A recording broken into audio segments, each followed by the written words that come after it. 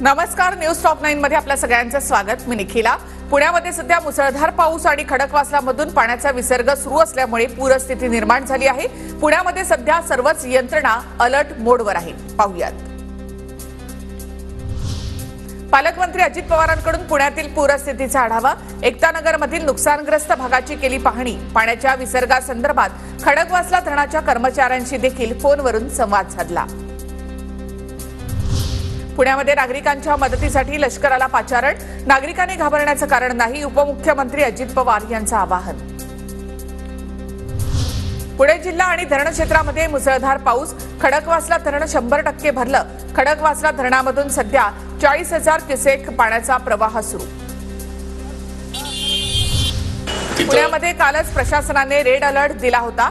नागरिकांना पूरस्थितीमधून बाहेर काढण्याचं काम सुरू। पूर परिसरामधील नागरिकांच्या निवाऱ्याची सोय केली जाणार। पालकमंत्री अजित पवार यांची माहिती। सिंहगड रोड, निंबाजनगर, डेक्कन परिसरामधील पाणी ओसरायला सुरुवात। येरवड्यामधील आदर्शनगरमध्ये अडकलेल्या 10 नागरिकांची सुटका। आतापर्यंत जवळपास 250 नागरिकांना बाहेर काढण्यात यश।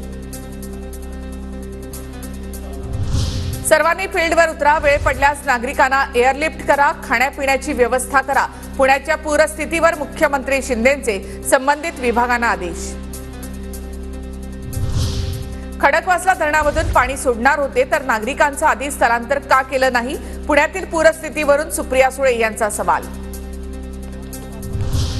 केंद्र सरकारकडून बिहारला पूर परिस्थितीचा सामना करण्यासाठी 18,000 कोटी। केंद्र सरकारला महाराष्ट्राचा पूर दिसत नाही का? मुख्यमंत्री उपमुख्यमंत्र्यांमध्ये मदत मागण्याची हिंमत नाही। राऊतांचा केंद्र आणि राज्य सरकारवर हल्लाबोल। पुण्यातील पुलाची वाडी परिसरामध्ये शॉक लागून 3घांचा मृत्यू।